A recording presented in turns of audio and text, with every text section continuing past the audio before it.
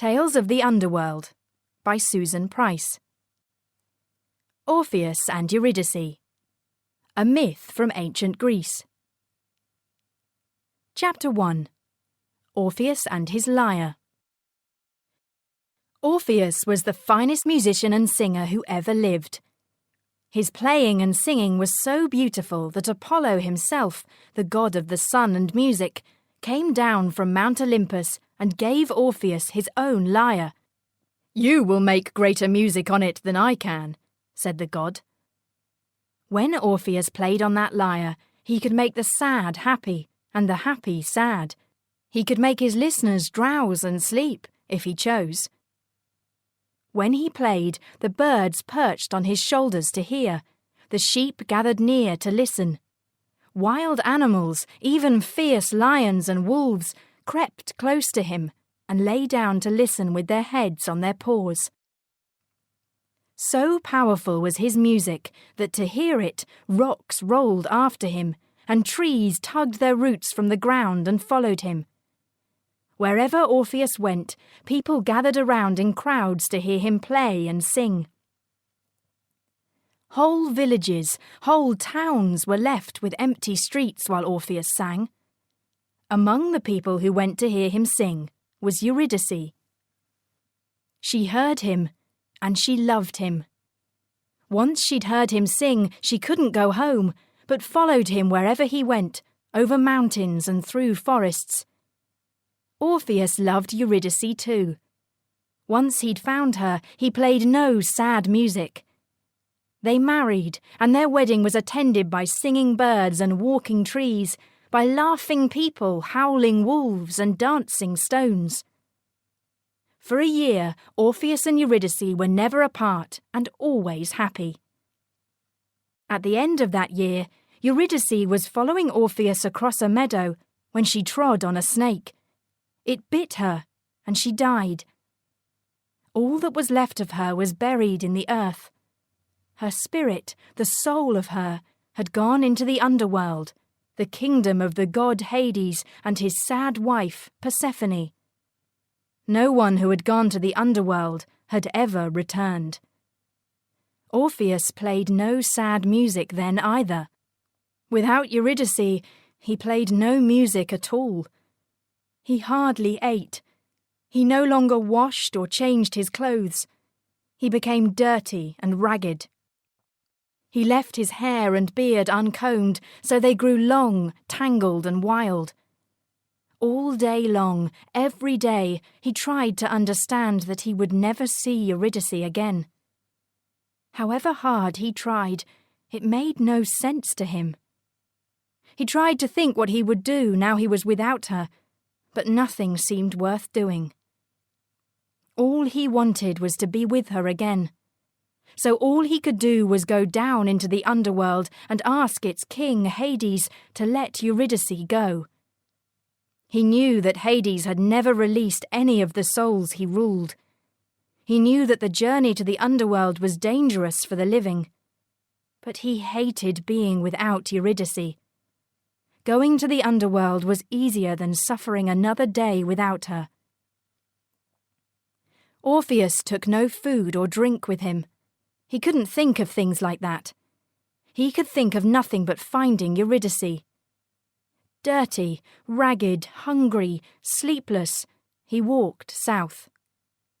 He walked for days, crossing rivers, climbing forested mountains. When he stopped, exhausted, the birds brought him nuts and berries. Lions brought him lambs to eat.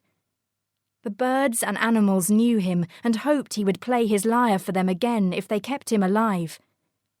He played to reward them, but the music was so sad that the wolves howled and the lions wept. Chapter 2. Journey to the Underworld. Orpheus reached the cave that led into the underworld. The way was narrow, cold and dark. Down, down, down, and colder than winter. Down, down, and further down, with the weight of the whole earth hanging above his head. The air was colder still. chilled with water, and he smelt the stink of the river Styx. The waters of the Styx are black, cold, and poisonous. It cannot be waded or swum, but it must be crossed to reach the underworld.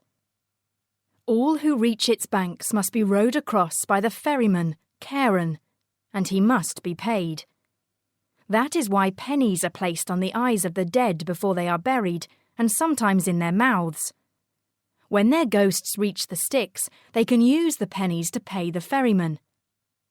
Some of the dead are not given pennies, either because they die alone or because their families are too poor.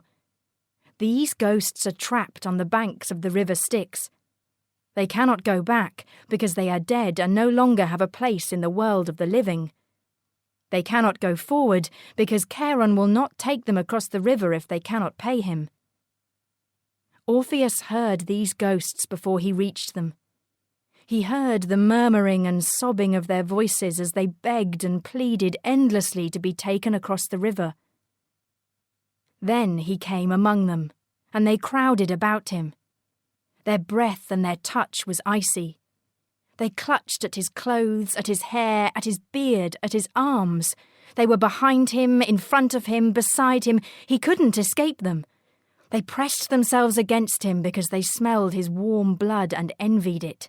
Blood is life, and the ghosts longed for life. "Please," they said. "Oh, please," whispering. "Help us, please." Clutching, "Give us blood, please, oh please, give us money, please." "I have no money," Orpheus said. "I cannot give you blood." They didn't listen to him. Some were transparent, they'd been there so long, fading away. They longed to cross the river. "Please, oh please, help us, please, give us blood, please, please." Instead, Orpheus unslung his bag from his shoulder. From it, he took his lyre. He sat down among the whispering, clutching, pleading ghosts, and he played. At first they crowded round him, not listening, desperate to leave that place, pulling at him, sniffing at him. But slowly, the music reached them. Little by little, they heard and listened. The constant sound of the ghosts sobbing and pleading had gone on forever, like the sound of waves against a beach. Now they listened to the music they had loved when they had lived, and they were soothed. Many lay down and slept for the first time in all the centuries since they had been there, and their moaning finally faded away. Orpheus stood and, still playing, walked through them to the river's edge. There was Charon's ferry boat, a ghost of a boat, a rotting hulk. Charon stood in it. He was as thin as bones and grey. Unsmiling, he watched Orpheus. "You have no business here," he said. "I must cross to the other side," Orpheus said. "You are alive." "But Eurydice, she is over there. I must be with her." "Your time to cross the river will come," Charon said. "But when?" Orpheus cried. "In a year? 10 years? 20? I can't be without her. I must go to join her." Charon laughed and held out his hand. "I have no money," Orpheus said. "Then you stay here," Charon said, "with them." "Please take me across, please." "Now you sound like them," Charon said. "I'll play for you," Orpheus said.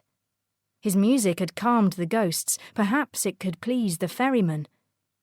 He ran his fingers over the strings, making a sound like clear, sweet water, very different from the water of the Styx. "No lullabies will charm me," Charon said. Orpheus played no lullabies. He played a dance tune, bright and quick and light. Charon twisted his mouth and turned his face away, scorning it. But he soon turned his head again. He listened.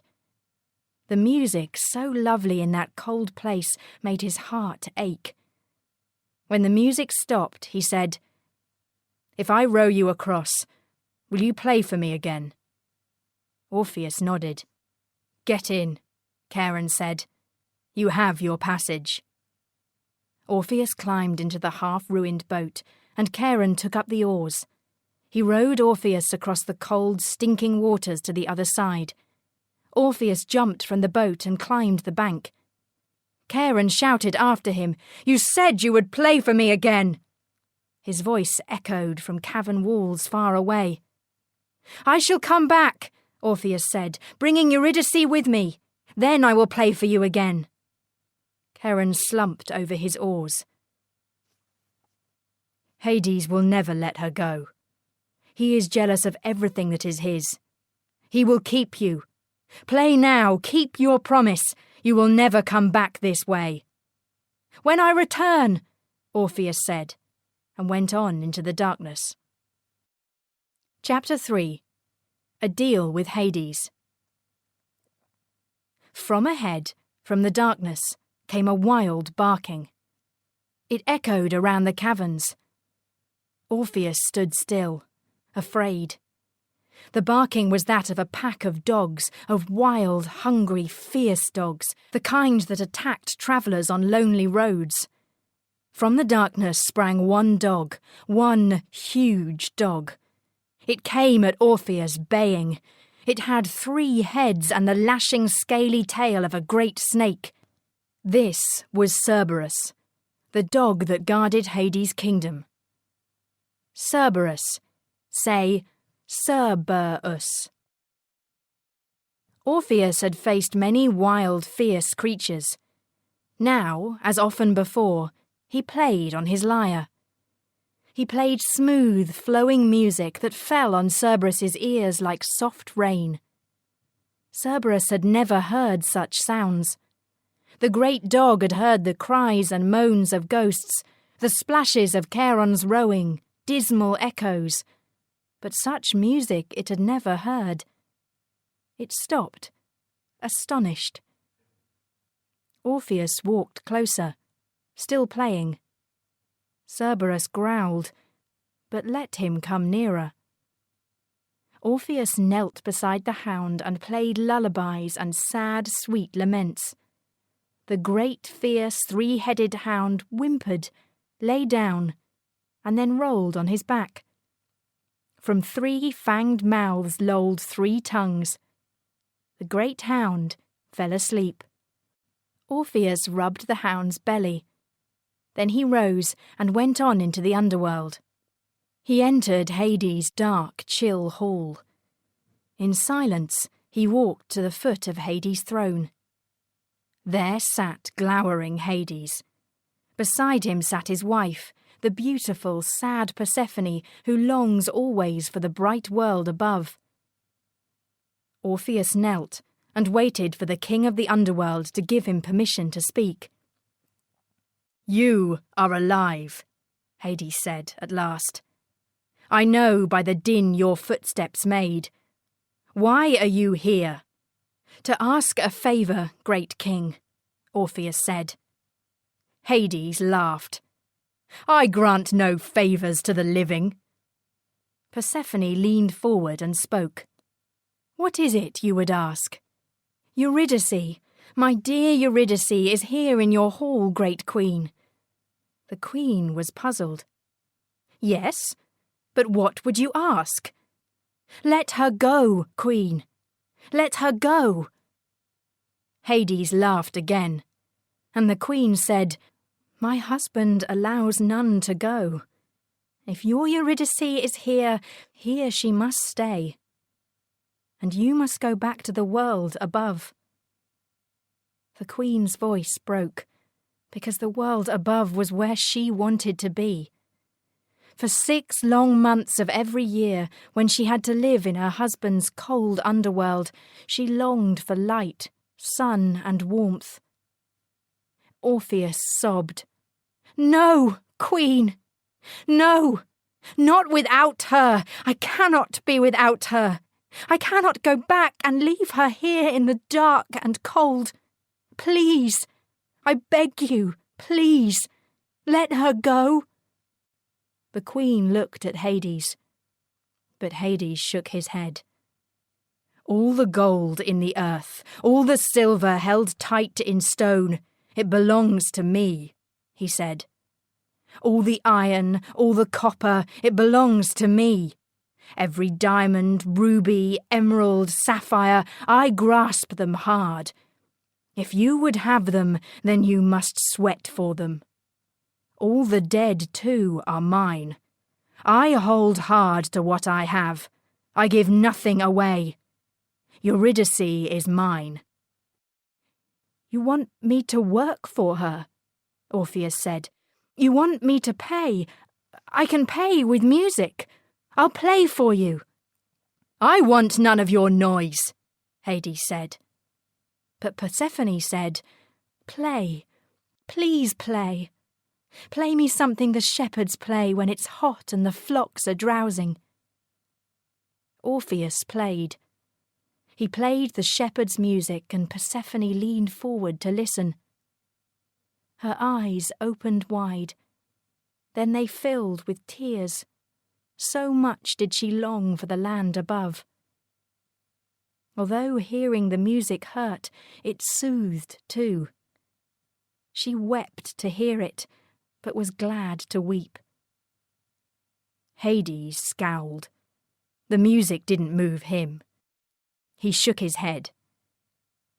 Orpheus played a lament for his loss of Eurydice. He shed no tears. The lyre sobbed instead. Hades' hard face softened. The sobbing and moaning of the lost dead was with him always. He hardened himself against them and didn't hear them. But he heard the music. It spoke to him for the dead. In the music he heard their sorrow and their longing. "Stop playing," Hades said. Go on, said Persephone. Orpheus played on. From every part of the underworld the ghosts came. They gathered about Hades' throne, silent, staring, listening, and longing. Some remembered music played before kings in firelit halls. Others remembered tunes at a village wedding or pipe music in a marketplace. But all remembered, and all ached. Orpheus lifted his head and saw Eurydice looking at him. He stopped playing. The lyre hung from his hand. Eurydice stood among the other grey ghosts beside Hades' throne. A moan rose from the others. They cried, they whispered because the music had stopped. "Play again," Hades said. "Let Eurydice go," Orpheus said. "Play. Let her go." "If you play again, I'll let her go." Shrieks burst from the ghosts. Shrieks and cries because Eurydice was to be set free, but they were not. Then there were moans and pleas for the music to begin again. "Promise," Orpheus said. "Give me your word that you will let her go." "My word," Hades said. "I give you my word, on my honour as a god, that if you play again, I will let Eurydice go." Orpheus played again. The ghosts wept bitter tears, hearing that music and knowing they would never hear such music again. They did not want it to end. But music must end. Orpheus stopped playing and held out his hand to Eurydice. She stepped forward to take it. Then Hades said, "I will let Eurydice go, but you must not look at her until she stands in the sunlight." Orpheus dropped his hand and looked at Hades. "Great king, you gave your word." Hades smiled. "I keep my word. If you can climb back to the upper world and never once look behind you, never once look at Eurydice until she stands under the sun, then she may return to the living. Yet if you once look, if you glance behind, then she is still mine. Orpheus looked at Persephone, but she shook her head. He is king here, she said. Orpheus said to Eurydice, Follow me. I shall not look back. Chapter 4. Don't Look Back. Orpheus walked out of Hades' hall, his back stiff, his eyes staring before him. But his eyes saw nothing. The only thing he wanted to see was behind him. All he thought was, is she behind me? He knew that she must be.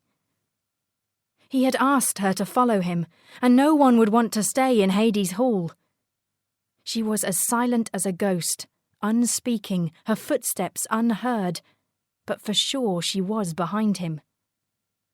He came down by the stinking shores of the Styx, and there lay Cerberus, still sleeping. Orpheus passed the hound quietly. Eurydice, behind him, made no sound. Orpheus had to stop himself from turning his head. He had to believe that she was behind him. At the bank of the Styx, there was the half-wrecked boat. The ferryman sat in it, waiting. As soon as he saw Orpheus, he called out to him, "Play again! You promised you would play again." "I will," Orpheus said, "but please, ferryman, tell me, is there a woman behind me? Does she follow me?" Charon peered into the darkness behind Orpheus. "I see no one." Orpheus's head started to turn, but he clenched his teeth and stiffened his muscles. He would not look behind. "Look carefully. My wife. Does she follow me? Does she?" "A ghost, is she?" "Ghosts are hard to see. They're grey, faint. She could be there, and I'd never see her." No." He held out his oar to stop Orpheus stepping into the boat. "Play first. You promised you would play again." Orpheus lifted his lyre and played again. As he played, he listened, trying to hear the slightest sound behind him. He thought his right side grew colder than the rest of him. Was that because she had come close to listen? Or, in the deep chill of the underworld, was it only that he wished for her to be at his side? He finished the music and stepped into Charon's boat. He held his breath, waiting to feel the boat rock as she stepped aboard. But a ghost has no weight. Charon started to row. "Play as we cross. I never hear such music." So Orpheus played and sang, a song that he knew Eurydice used to love. He hoped that she smiled as she listened, but he didn't dare turn his head to see. Charon rowed slowly, but he kept his word. He carried Orpheus to the other side and watched him step from the boat. "Play one more time," Charon said. "Once more." "It's a long way back to the world above," protested Orpheus. "But I must stay here forever, and it may be long before I hear you play again." So Orpheus played one last time, and he kept his eyes on Charon and the boat. Then he said, "Follow me," though he didn't look behind. He walked away from the Styx, climbing up through the caverns. With every step he paused, listening. He tipped his head backwards, listening. Was she there? He started to turn his head, but stopped himself. He must believe she was there, but not look. When he reached the upper world, when they both stood under the sun again, then he could look at her until the sun went down. They would live their lives, and every day of their lives he could look at her. It was a long, hard climb. It's easy to tell of such a climb, but hard to do it. Step by step Orpheus climbed, out of death, until he saw sunlight shining on a wall. The mouth of the cave was near. He hurried his steps. A breeze touched his face, scented with pine and rosemary. He turned to tell Eurydice. He stopped himself just in time. Leaning against the cave wall, he clenched his fist. Then he went on. The cave's narrow way twisted, and he stepped into the full light of the sun. After so long in the dark, he was blinded by the glare and had to cover his eyes with his arm. The heat of the sun on his skin felt like warm water. He stepped out of the cave, into the breeze, into the scent of thyme, into bird song. Dizzy with relief and gladness, he raised his arms to the sun and shouted aloud. He had done it! He had outwitted Hades. Hard as it had been, he hadn't looked behind him. He threw down his lyre and, laughing, turned, holding out his arms, and saw Eurydice in the shadows of the cave mouth, stretching out her arms to him. She gave one long, wild cry as she was snatched back, forever, into the darkness of the underworld, to live always in Hades' hall. Orpheus had turned too soon. Eurydice had not yet stepped into the sun. If he had waited one more moment, if he had given her time to take just one more step,